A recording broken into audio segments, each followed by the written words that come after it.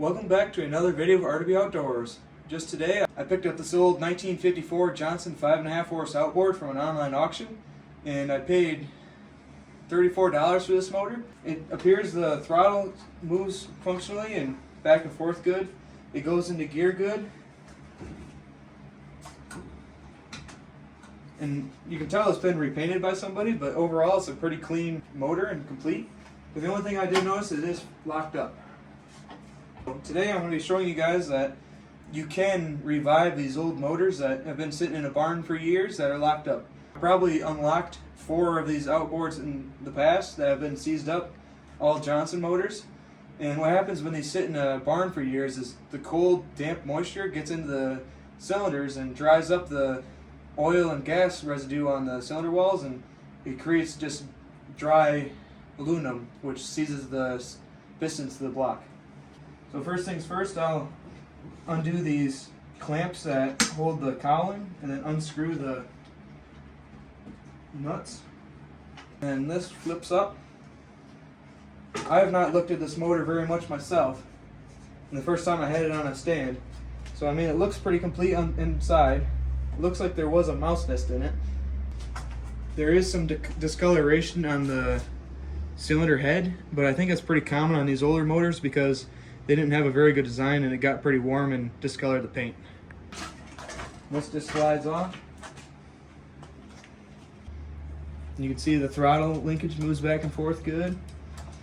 It does look like for some reason somebody did silicone around the manifold, but I don't see why that should be any negative effect toward the motor.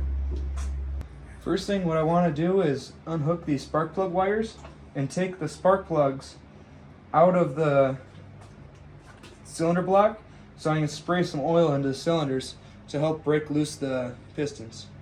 Okay, I'm going to take this 3/4 inch socket and take out these spark plugs.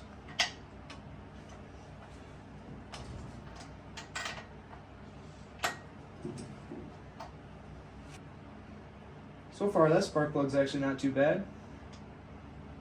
You can see they're actually pretty clean. They could use a little cleanup, but not too bad. Okay, so I have some Marvel Mister oil into this little oiler can, and I'm just going to squirt a little bit into the cylinders. B40 I'll spray in there. And I'll just let that soak for a little bit. Now I'm going to grab a regular screwdriver and take these 3 screws out to remove the recoil.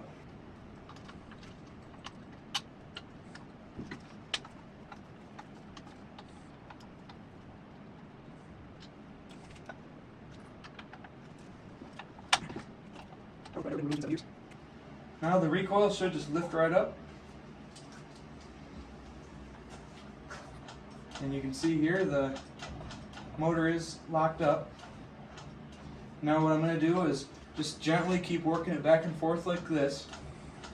Another thing that I'm going to do is take the motor off the stand and lay it on the ground facing frontward so the oil soaks into the cylinders. Just like so for a little bit. And then I can see the oil in the cylinders, and I'm going to work the flywheel back and forth a little bit. And you can see, look, just like that, I got the engine freed up.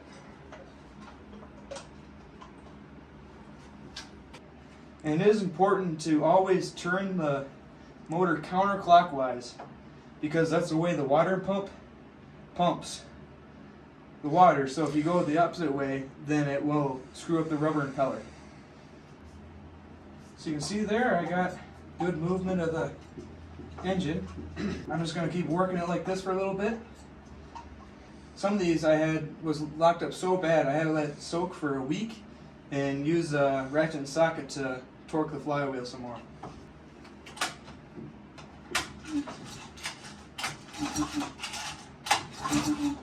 You can see the engine turns over good.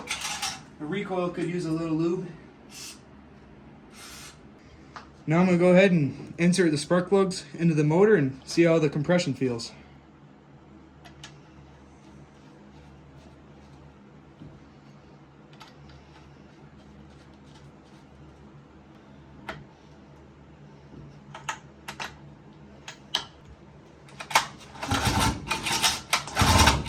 Yep, she's definitely got compression.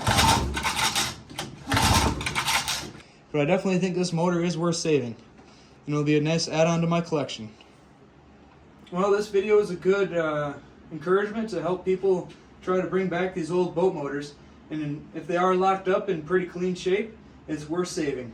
And I guarantee you by spring I can get this motor running good, nice tune-up. It'll just be a good motor. For the $34 I spent on this, it's worth that for just parts. I hope you enjoyed this video, and thanks for watching, and please like and subscribe.